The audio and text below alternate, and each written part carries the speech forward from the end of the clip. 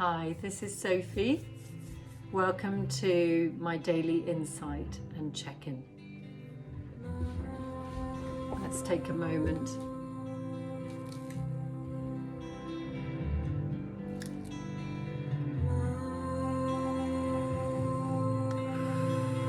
Focus on your breath. Bring yourself to the present. Let the music infuse you a little.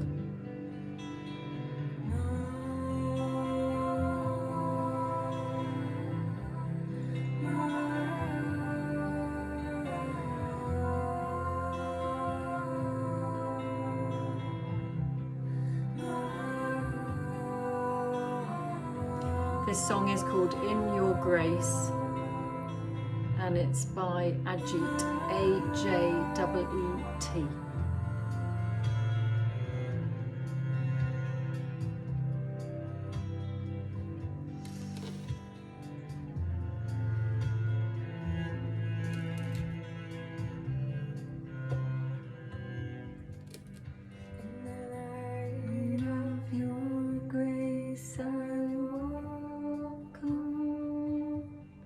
In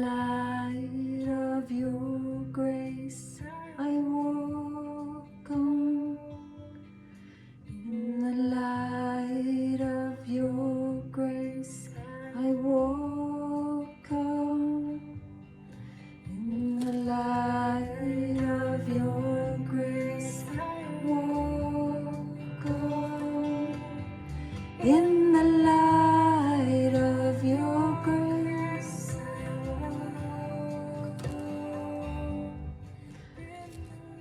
The benefit of music is that it goes straight to the heart.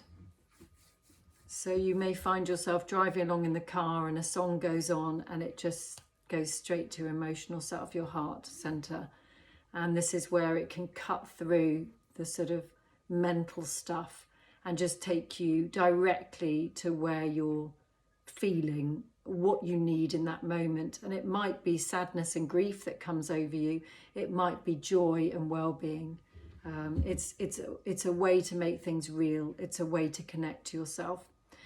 That is not my insight for today, so do excuse me. I'm going to go on to the insight now.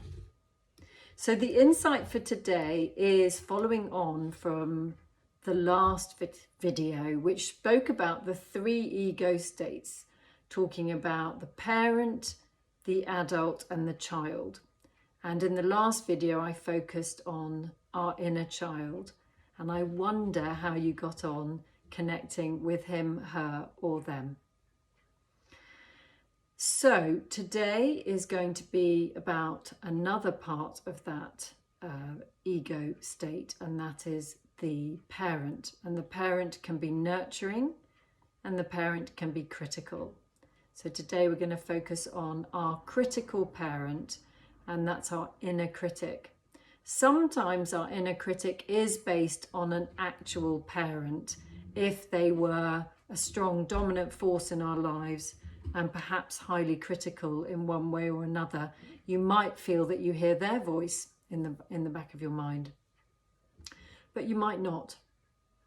And sometimes you may find that you have different voices that make up your inner critic, and you can almost put an alter ego to them, so you can call them different names.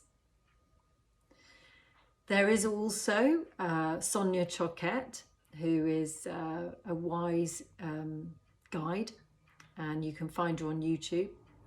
And she refers to the inner critic as her barking dog, and she invites clients and the audience to consider what their barking dog looks like and what type of dog he is and the way he behaves.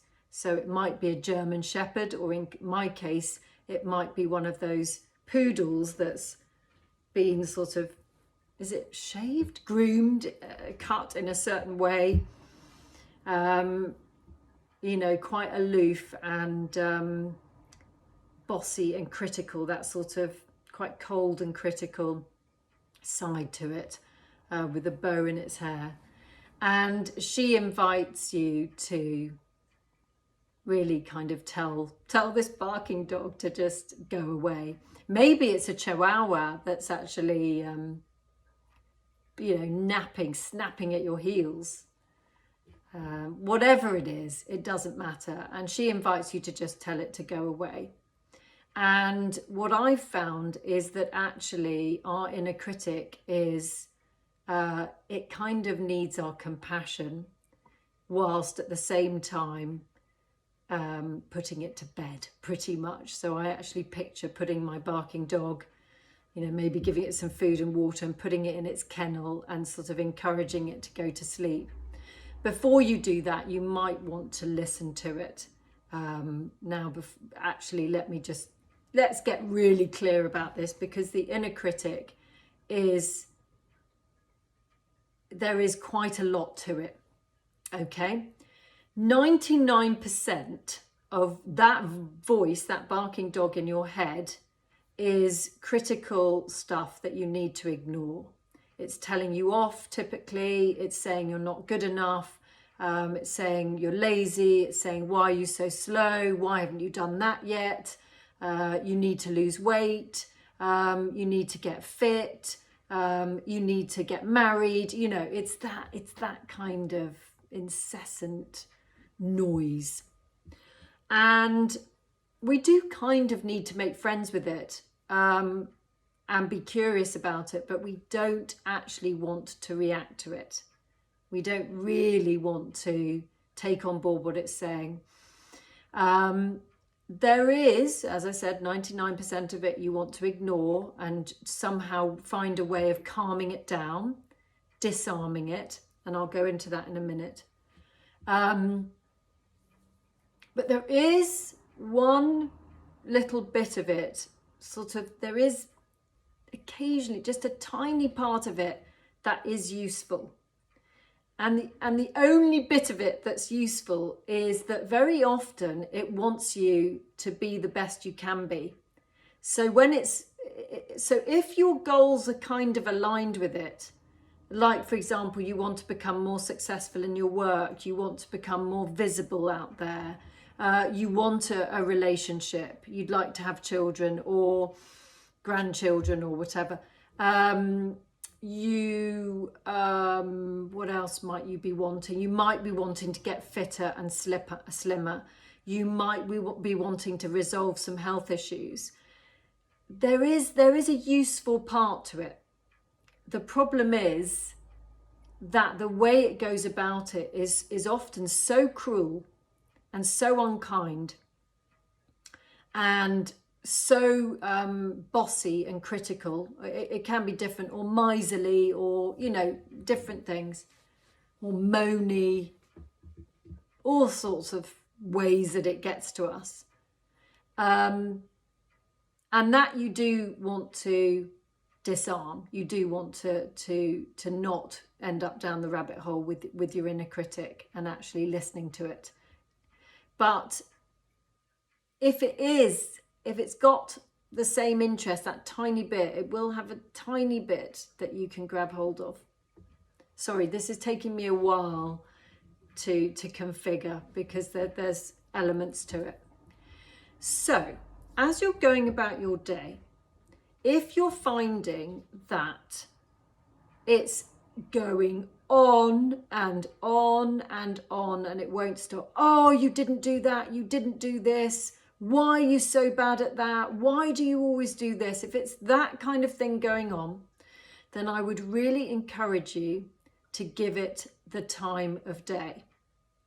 And you might not be able to do it because you might be at work or you might be out during the day. But if you could actually put a time in your diary, maybe that evening, maybe the next day, sometime that week, but as soon as possible, really, to actually sit down and imagine having a conversation with it.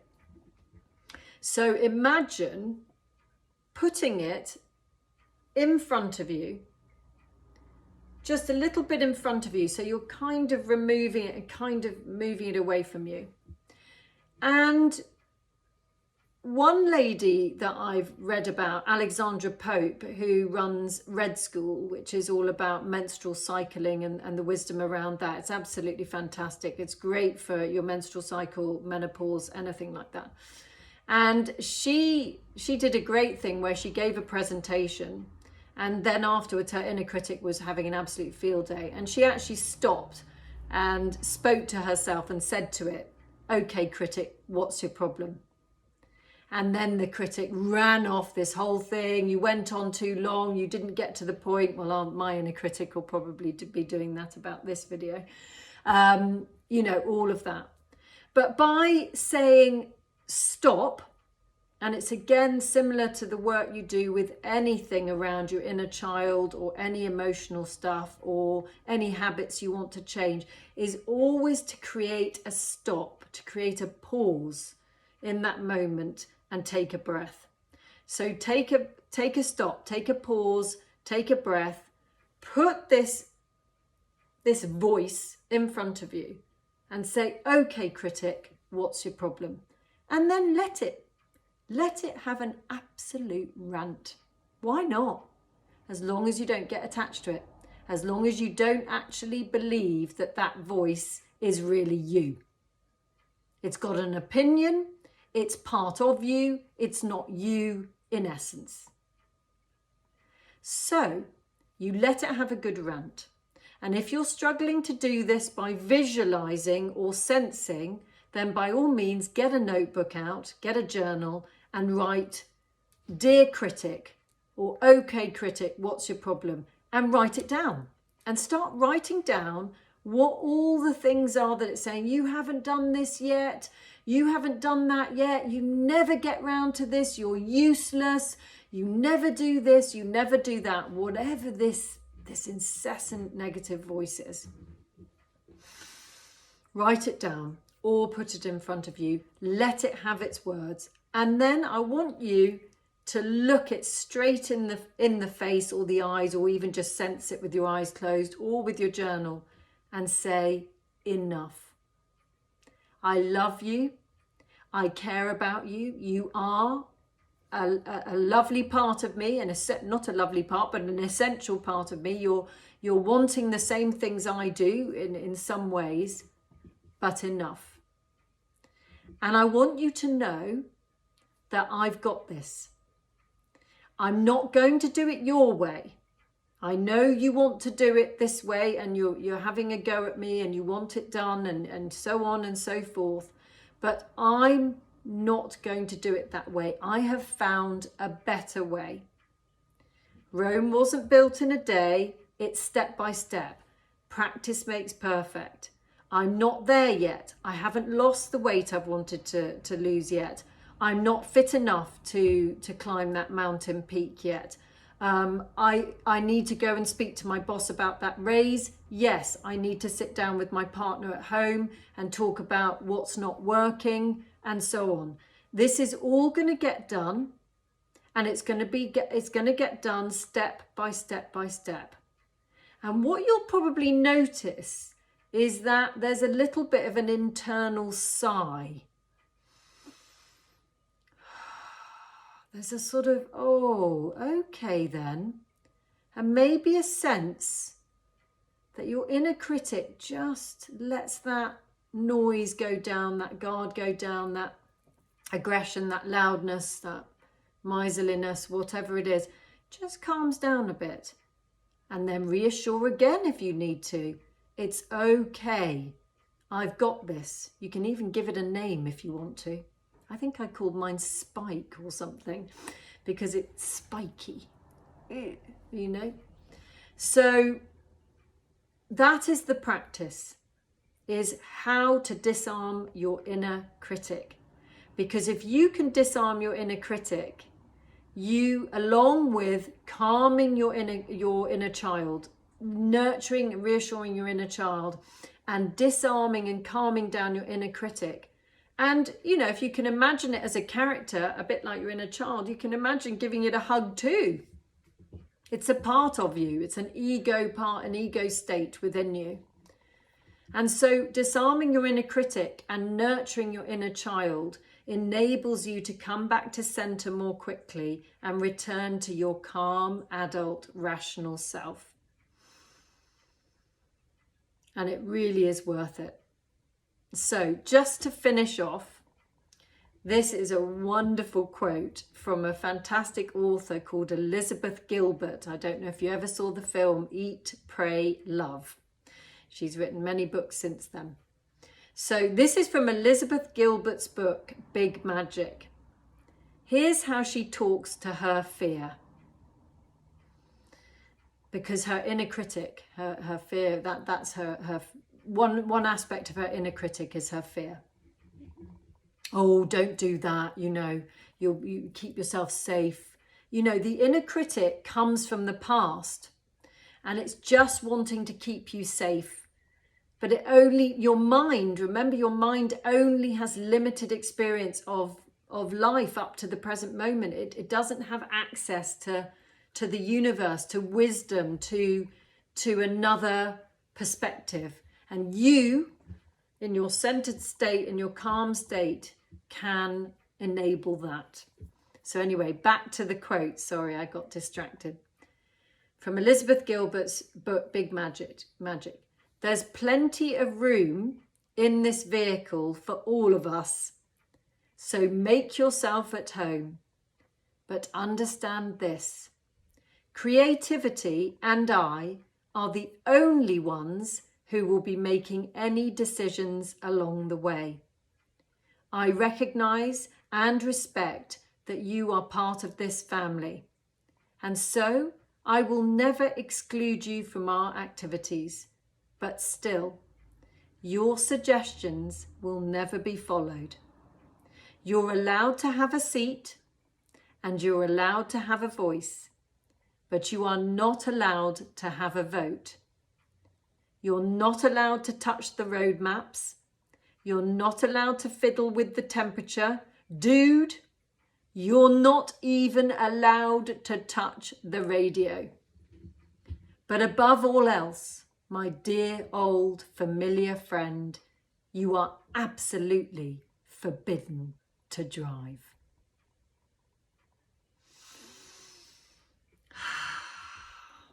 Okay, so do let me know how you get on with your inner critic and the conversation that you have. And rather than telling it to bug off, I would encourage you to acknowledge it, to occasionally hear it out, and then to get your side across. I love you, I care about you, you are part of me, but I'm not going to follow you because I have got a great idea. I've got a great way to do this that is happening step by step. I'm figuring this out. And that way you're going to calm him, her, it, they down. And that is going to be a big obstacle that gets out of your way when you're trying to move forward in a positive way in your life. So let's get started with our check-in today. And perhaps I will do a guided piece with your inner critic. Let's see what comes up with this little guided piece.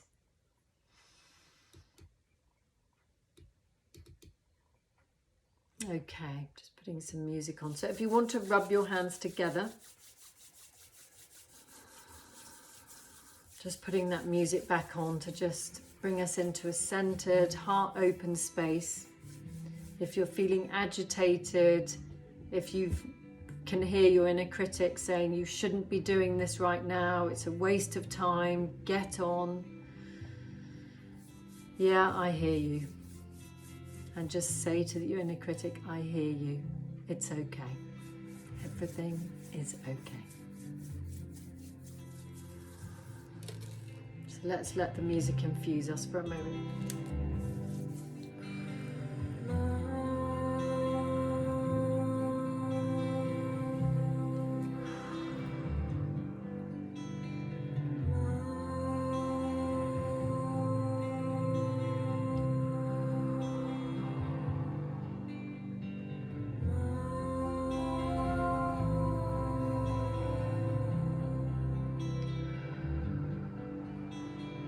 deepening your breath.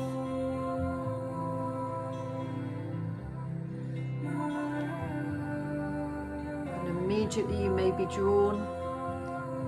I'm drawn to my third eye, but you may be immediately drawn to somewhere in your body if you've been practicing this for a while with me. And let yourself go there and focus on that space. Just paying attention to it. You don't need to stay there, but just acknowledging it. And what is that particular part of your body saying to you, communicating? What does it represent? You know, if it's your feet or your head or your hands, what do they represent for you?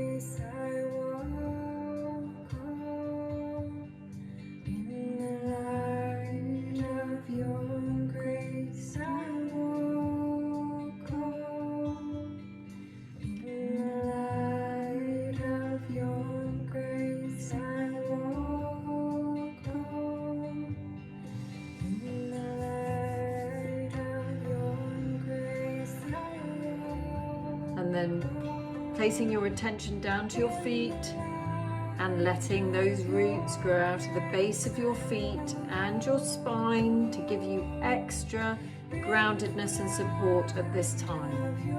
Particularly if you're going through a difficult time. Imagine the roots growing out of the base of your spine and your feet, pushing through the foundations of the building you're in. Pushing, pushing, pushing deep down through the different layers of the earth, down to the core center, the molten core center, and even deeper. And then draw the energy up through your feet and through your spine, all the way up through your legs, your torso, up through your solar plexus, your chest, shoulders down to the tips of your fingers, thinking of your back too, all the way up through your throat, through your head, and like a fountain out of the top of your head, back down onto the earth. Feel the light dropping into the top of your head, and in my case I'm also allowing it to come into my hands. Perhaps you want to picture that too. Opening the palms of your hands out and allowing yourself to receive, and letting that healing white light filter through the whole of your body, head, throat, neck, shoulders, chest, tips of fingers, all the way down the torso to the tips of toes, circulating through the body, clearing out anything that doesn't serve you, wafting it away, pushing it away. It's just energy. Emotions, energy in motion. Clearing it. Let's clear it. Let's be free of all this stuff that's holding us back.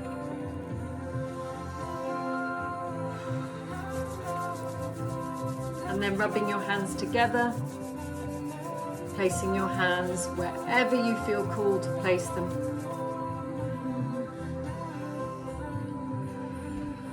Nice internal gaze, feeling yourself rooted into the ground and supported fully, to then enable you to open up to the heavens above, the universe above, everything around you.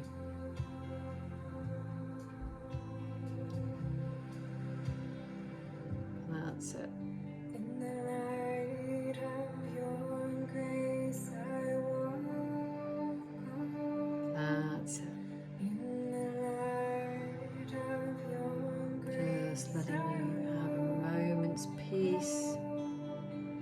in the light of your grace, And as the song says, filling yourself with grace as you walk upon this earth with love and grace and compassion in your heart. You are here to serve, but first you must fill up your own cup before you go out into the world.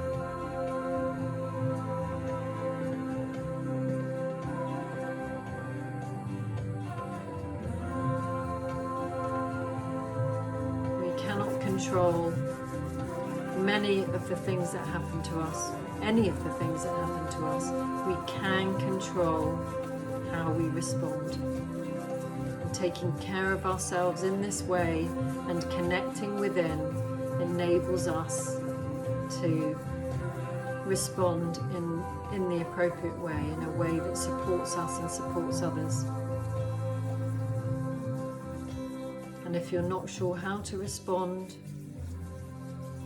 just stay where you are.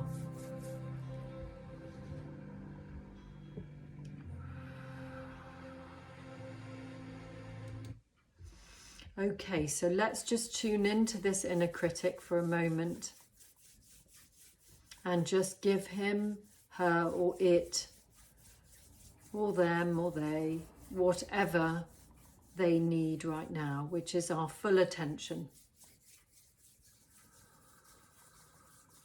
We're not going to indulge them, but we are certainly going to give them or it a moment of our attention, so we can really hear what they're saying to us, what they're communicating to us. So let yourself hear for a moment what your inner critic has to say. What's it unhappy with? What's it complaining about? What problems is it communicating with you about? And just hear it out just for a moment. Feel the discomfort in your body that arises as a result of connecting with this part of you that is struggling. And now bring that energy, healing white light to your solar plexus, your seat of personal power.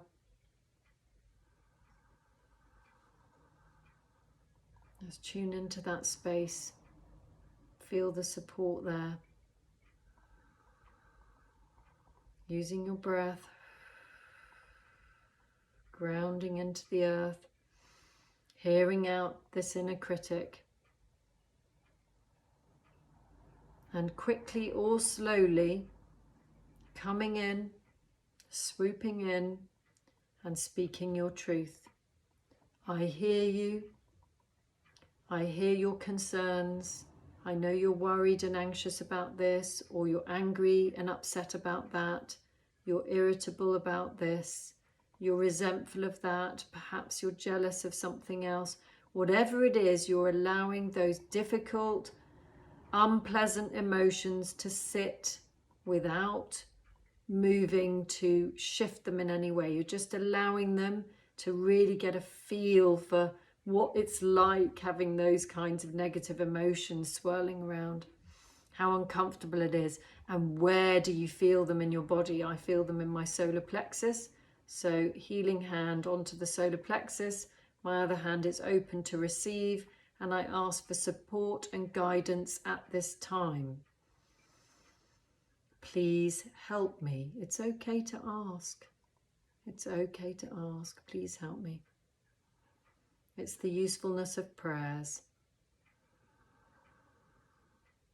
is to relinquish and surrender the need to try to control any outcome, to surrender and allow yourself to receive. Please help me. And perhaps some affirmations. I love and accept myself exactly as I am.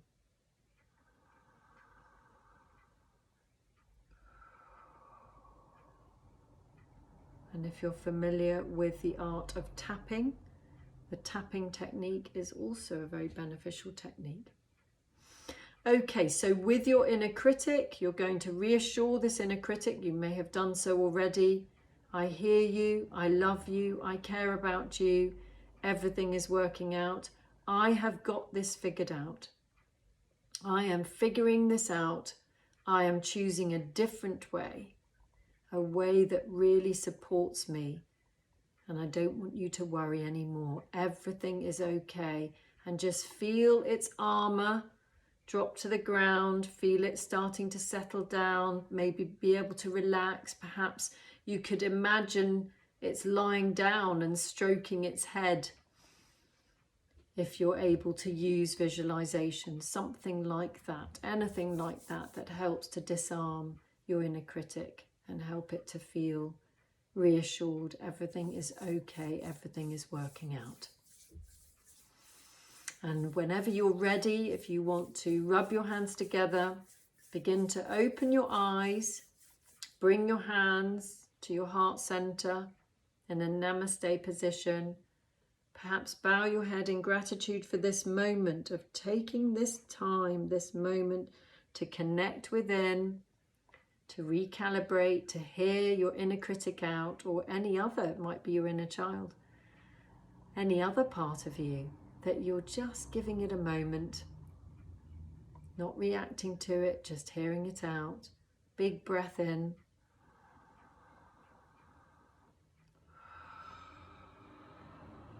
Breathing out, and with love, be gentle with yourself, and see you again.